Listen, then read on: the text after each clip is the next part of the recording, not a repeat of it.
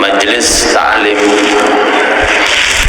merupakan salah satu sarana yang paling tepat untuk menuju kepada surganya Allah Subhanahu wa ta'ala. Karena surga itu tidak bisa dimasuki kecuali melalui pintu-pintu surga. Dan pintu surga itu ada 8. Dan 8 itu memiliki nama-nama, memiliki jenis-jenis ibadah dan taat. Ada pintu namanya Babus Shalah, yang bisa masuk sini orang yang ahli shalah, dan shalah ibadah dibutuhkan ilmu. Ada pintu surga namanya Babus Shadaqah. Siapa yang bisa masuk? Orang yang ahli shadaqah, dan shadaqah itu ibadah, dibutuhkan yang namanya ilmu. Ada jenis pintu namanya pintu jihad, artinya pintu bagi orang-orang yang berperang. Dan jihad ini juga jenisnya taat, dan taat itu diperlukan ilmu. Ada pintu namanya pintu Ar-Rayyan. Pintu apa? Ar-Rayyan. Siapa yang bisa memasukinya? Orang-orang yang ahli berpuasa. Monggo Hasan. Yang bisa memasuki pintu Rayyan adalah orang-orang yang ahli berpuasa, dan puasa jenis ibadah, dan ibadah dibutuhkan majelis ilmu, dan seterusnya. Ada pintu namanya pintu duha. Untuk siapa? Yang ahli mengerjakan duha, walaupun 2 rakaat. Ada pintu namanya pintu sabar. Pintu sabar yang bisa masuk orang yang sing penggane muring-muring enggak. Bagi orang yang sabar.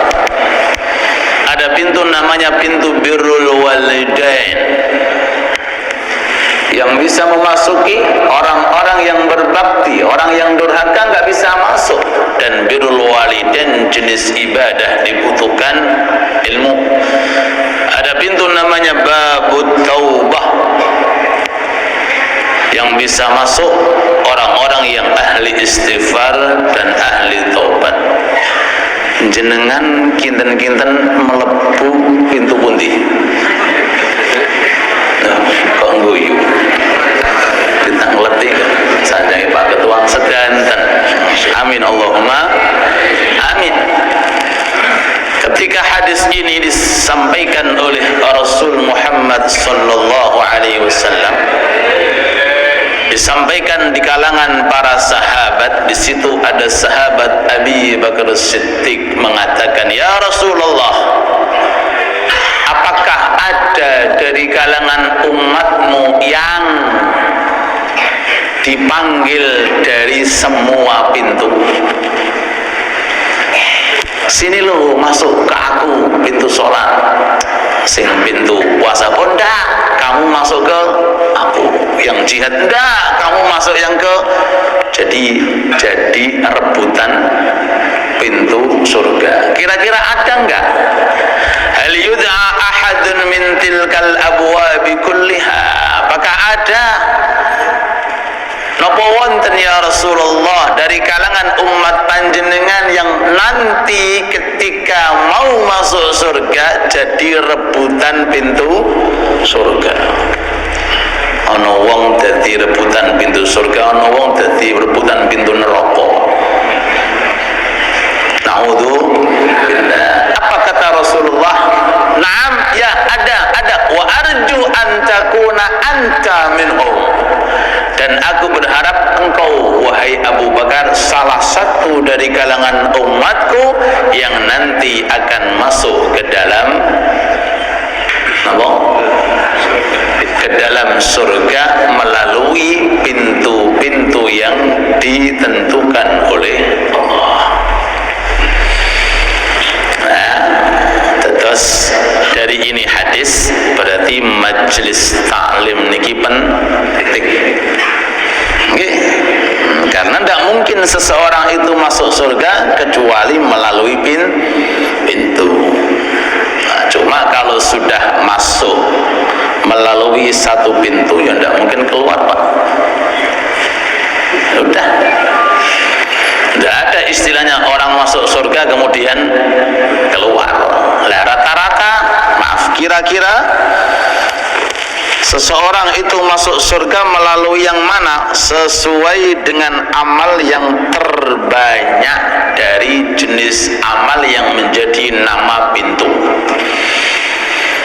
Kalau ada orang nih sholatnya kata saya sholati tapi sedekahnya kurang, puasanya kurang, jihadnya kurang, maka masuk pintu sholat. Ada orang ini sholatnya nggak begitu banyak, artinya sholat yang sunnah tapi sedekahnya kata.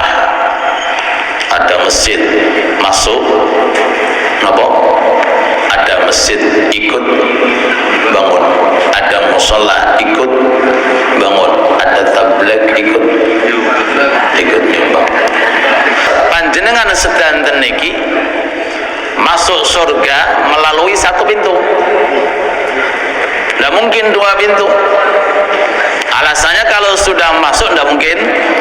Lah pintu yang mana? Tergantung mana amaliyah panjenengan sing paling kathah. Adapun sahabat Abu Bakar sedanten kathah. Sedanten apa? Kathah, sehingga satu persatu dari pintu surga pengen dimasuki sahabat Abu Bakar. Monggo jenengan bisa pilih dalam jenis ibadah dan taat.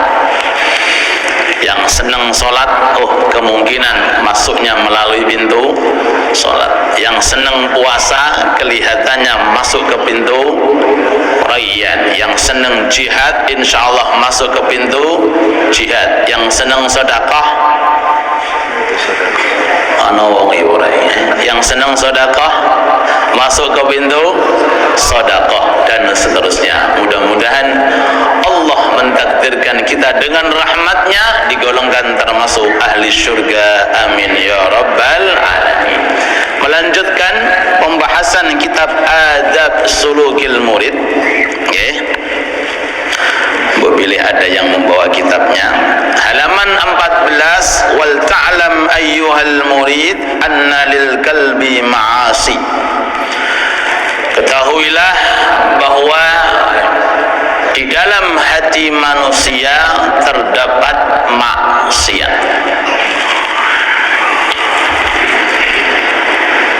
Naudzubillah. Jadi enggak kelihatan.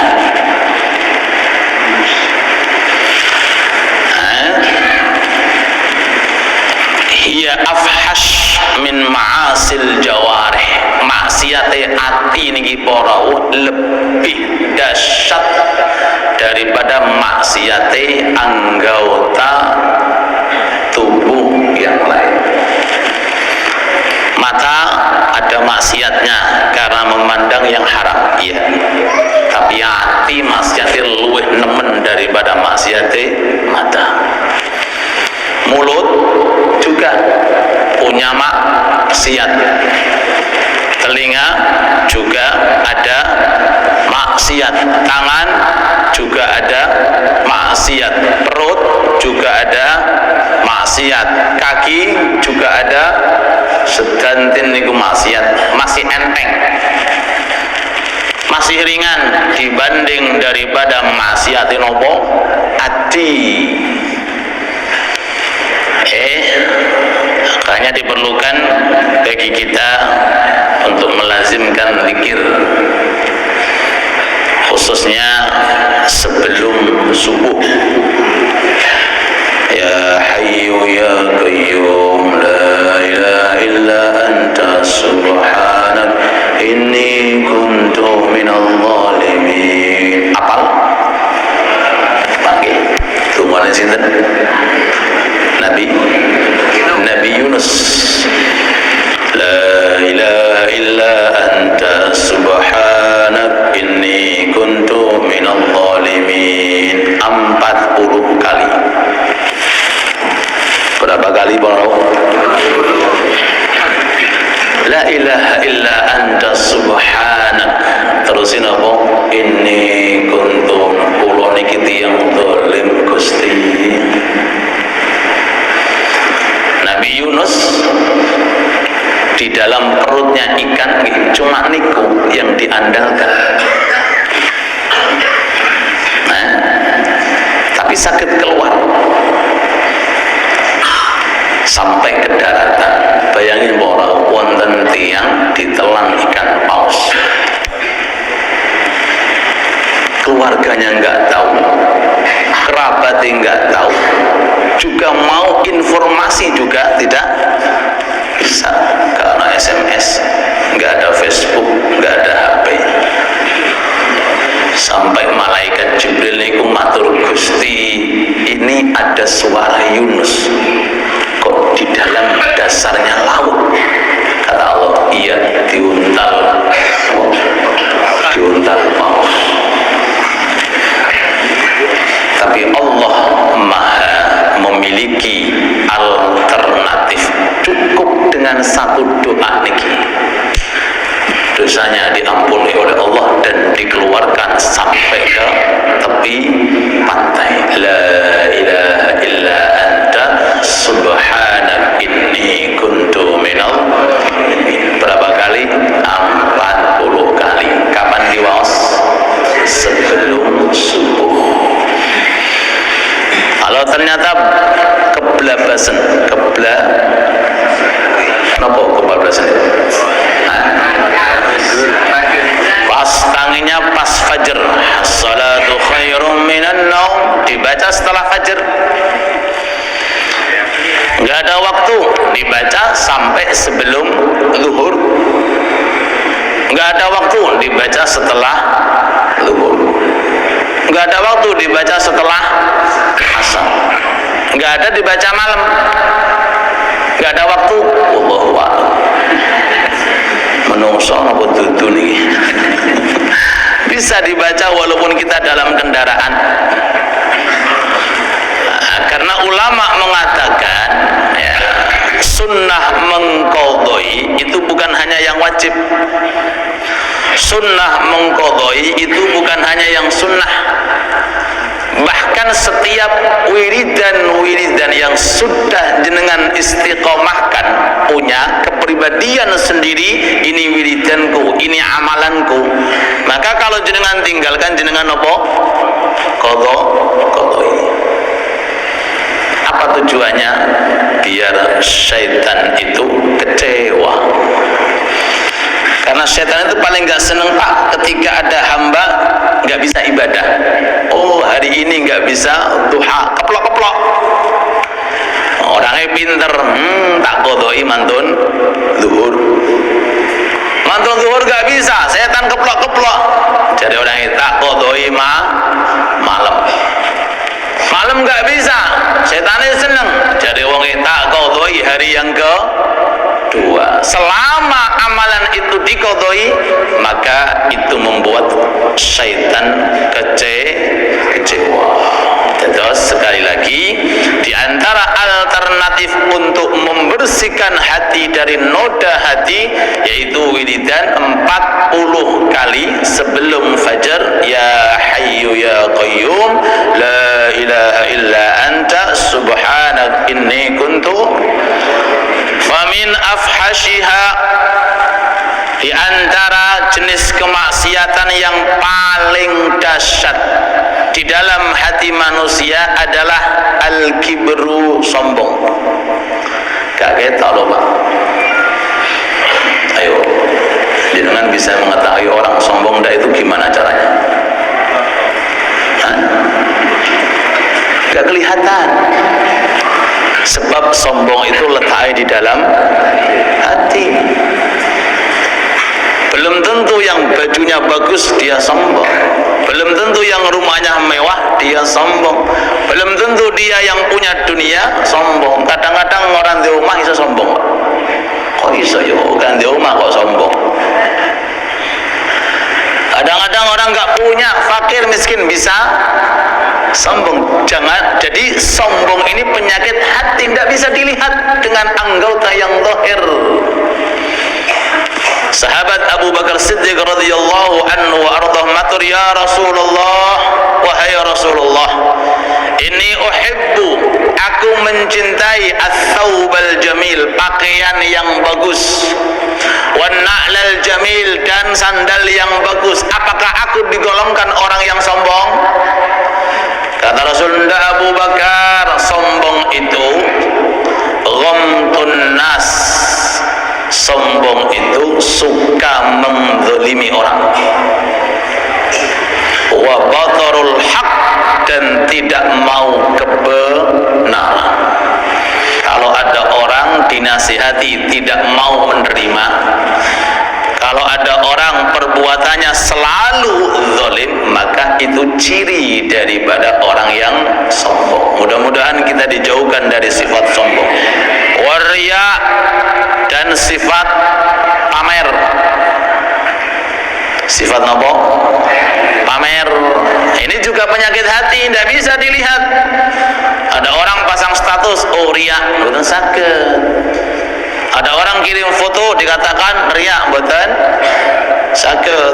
Ada orang nih umroh kemudian foto sama Ka'bah, bukan sakit. Sebab riak itu pekerjaannya nopoha. Yang tahu riak atau tidak dia dan Allah. Orang lain tidak bisa nopo menyeleksi. Kalau seandainya riya itu ketika kelihatan orang, berarti jamaah kabeh riya, berarti majelis taklim sedanten apa? Riya. Berarti orang haji umroh selama ini berarti tidak setiap perbuatan yang ditampakkan divonis orangnya dia ya, kadang-kadang di rumah sendirian bisa riya. Contohnya nopo? Senengane tahajud biar mukanya berseri-seri ketok wong ahli tahajud beruria. Memang fadilah tahajud niku nek sering diistiqomahkan wonge ketok gandeng, walaupun rapate gandeng, tapi ketok gandeng, mukanya niku nyegerke. Nah, hati-hati kan ini. Jangan sampai orang itu semangat tahajud supaya nopo kelihatan mukai. Sampai ulama menganjurkan kalau orang tahajud tidur sejenak sebelum fajar. Apa tujuannya? Biar mengurangi nopo aura ahli nopo tahajud. Biar mengurangi nopo aura ahli nopo tahajud. Cuma kadang-kadang orang praktek bablas sampai jam 09. Nah, makanya puasa yang paling afdal puasanya Nabi Daud, tahajud sing paling afdal tahajudnya Nabi Daud. Puasa yang paling afdal Nabi Daud kenapa? Karena beliau sehari puasa, sehari tidak, sehari puasa, sehari tidak. Allah pernah maos niki. Kenapa? Karena Nabi Daud niki istrinya kathah. Napa istrinya? Sehingga dengan alternatif semacam itu untuk mengurangi napa? Syahwat. Pernah kula baca ngoten. Nah, niki Nabi Daud panjenengan kan minal khaifin. Adapun tahajud Nabi Daud niku beliau membagi malamnya menjadi 6.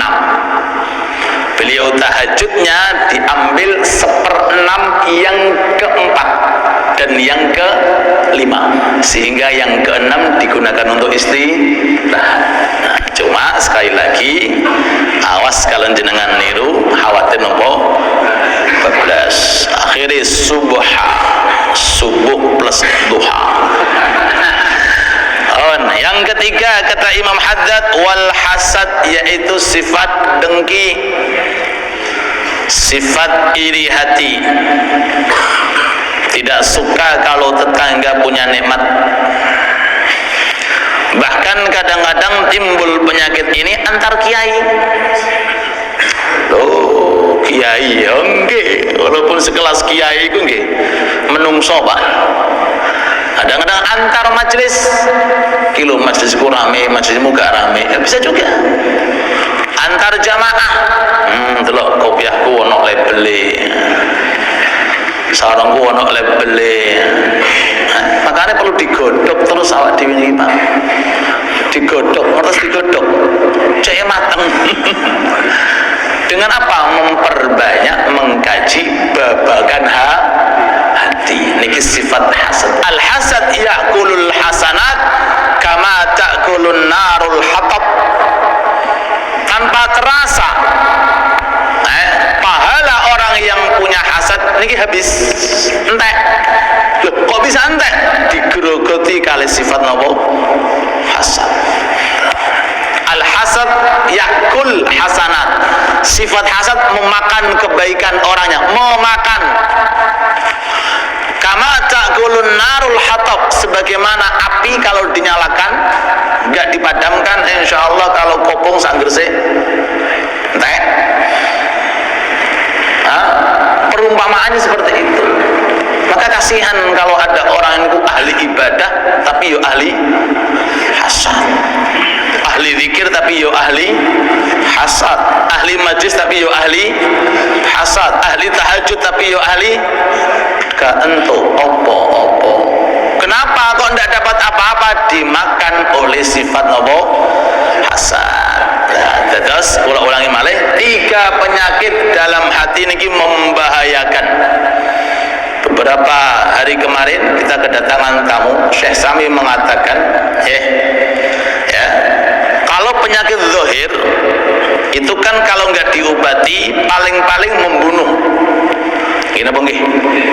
Tapi kalau penyakit hati membuat orangnya celaka sampai ke neraka, bukan sekedar membunuh. Kados racun. Kalau orang meminum racun mati. Begitu pula sifat semacam ini. Kalau dibiarkan bukan sekedar mati, tapi terharamnya surga beserta isinya, karena di dalamnya ada sifat-sifat yang menuju ke dalam neraka. Na'udzubillah. Nabi Muhammad sallallahu alaihi wasallam itu pernah duduk dengan istrinya. Nah, ini masukan untuk kita para suami, sak sibuk-sibukin jenengan, ada waktulah untuk istri. Ngerumpi bahasanya niku. Apa bahasanya? Ngerumpi nggih. Ngeteh bareng, ngopi bareng. Maka niku istri senengi luar biasa, apalagi napa? Ngeteh, ngopi, sampingnya duit 1 juta, 2 jutaan wis suwen. Kanjeng Nabi matur, "Ya Aisyah, ata'rifina Abu Dhamdham?" Apakah kamu tahu Abu Dhamdham? Cuma Rasul nek ngobrol itu mesti manfaat. Menceritakan tentang cerita orang-orang dulu. Nek samangke napa? Nek mboten ghibah, nggih ngrasani. Gitu. Nek mboten ngrasani yo ghibah. Jadi muter yo ngrasani yo ghibah, yo ngrasani yo ghibah. Sampai sak dosa entek kabeh karena digibahi. Niki obrolan Rasulullah dengan istrinya. Ata'rifina Abu Dhamdham ya Aisyah? Apakah kamu tahu siapa Abu Dhamdham? Qalat la. Apunten ya Rasulullah, kula boten ngertos sinten niku Abu Dhamdham. Rajulun. Abu Dhamdham adalah laki-laki fi zamanil awal. Orang laki-laki dulu. Kana yatasaddaq kullu lailah bil afwi wal musamahah.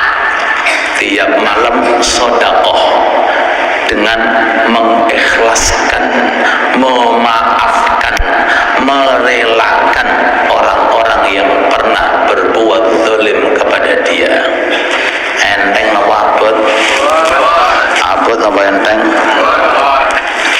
Nah, kadang-kadang donasi masih mikir-mikir 500 apa 5 juta nolih kakean dilongi mana karek sektor kita kakean ini longi mana karek nopo 5.000 kakean longi mana karek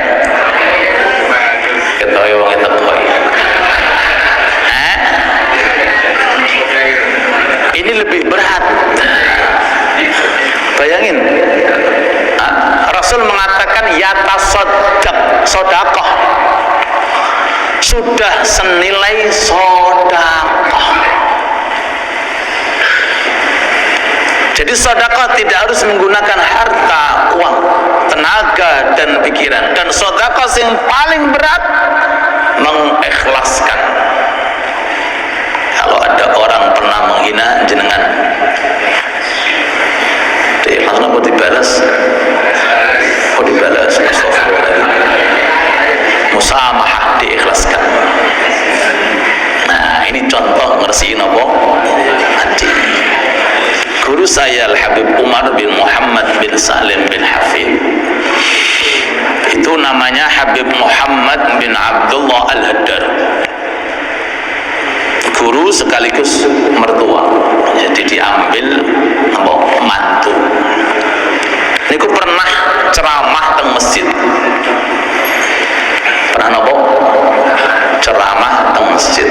Selesai ceramah diceramai kali tiang. Ngertos kanji, kanji nopo kanji, kanci, kanci.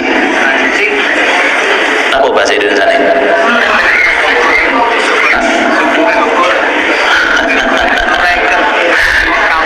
Gak direken barnoy ulah pegel-pegel dewi. Akhirnya Habib Muhammad niki keluar pulang, sampai di rumahnya menangis.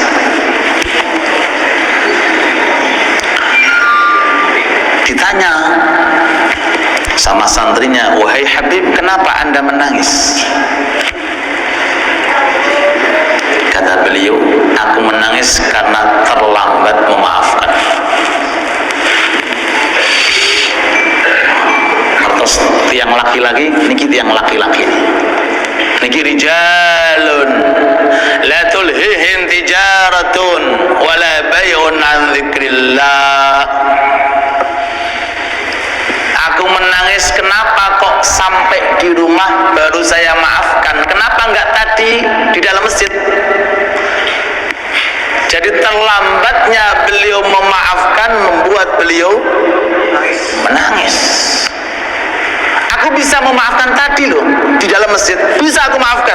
Kenapa aku terlambat memaafkan, kok nunggu sampai rumah baru aku maaf? Kata niki hati ini modelin nopo Pak? Apa? Hati ini modelin nopo ini? Hati yang berkualitas. Orang-orang semacam itu ibadahnya menggunakan hati. Ada orang nih tahajudnya Masya Allah, ada orang puasanya Masya Allah, ada orang nih jamaahnya Masya Allah, tapi hati ini bukan Masya Allah, naudzubillah. Innallaha la yanzur ila ajsamikum wala ila suwarikum walakin yanzur ila qulubikum. Allah selalu memandang hati kita, dan Allah tidak memandang amaliyah kita dan jasad kita, tapi yang dipandang adalah hati kita. Maka bersihkan hati kita. Salat Allahu Akbar, bersihkan hati kita. Jangan sampai orang sholat kemudian hatinya ada sisi benci kepada orang lain.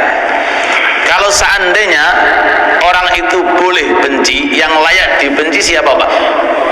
Setan, iblis. Itu jelas musuhnya menungso niku.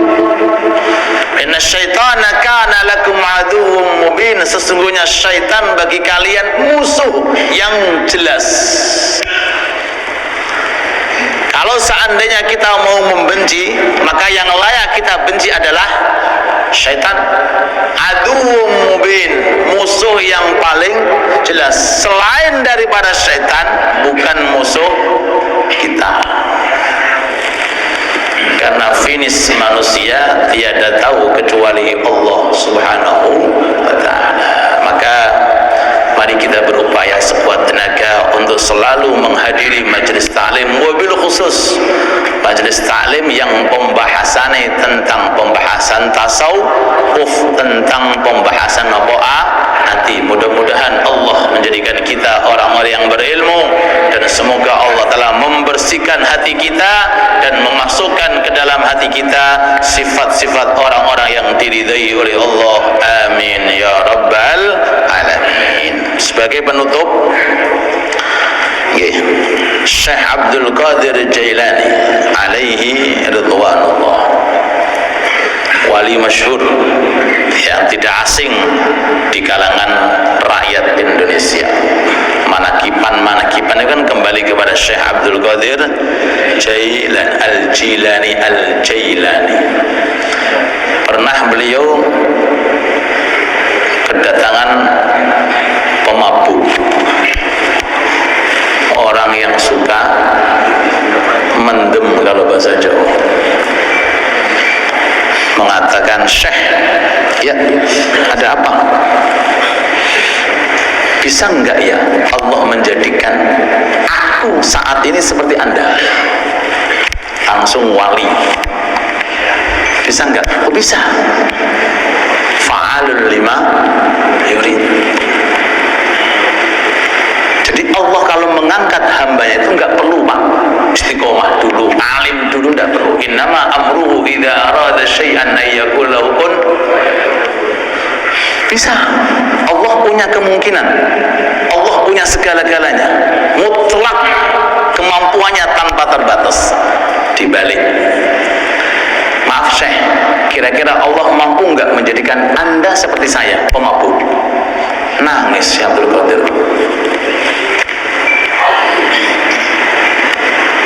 Kenapa? Nangis. Kenapa nangis? Kenging nopo? Ini hati ini buatan resik, buatan sakit loh. Nek hati ini gak resik, tak dugu gue kan. Nangis beliau, nangis sampai terseduh. Kenapa menangisi? Karena siapa yang bisa membatasi sifat kemampuan Allah? Amruhu idza arada syai'an ayyaqulu kun. Jadilah kamu Syekh Abdul Qadir, jadilah kamu si pemabuk, jadi. Itu kalau Allah Ta'ala menghendaki. Kalau kali panjenengan dipermudah oleh Allah Ta'ala, khususnya saat ini kemana Pak? Masjid Al-Amin. Di dalam jenengan lagi nopo hadir majelis, mungkin di luar sana ada orang mungkin hatinya masih belum tahu kelezatan hadir majelis taklim.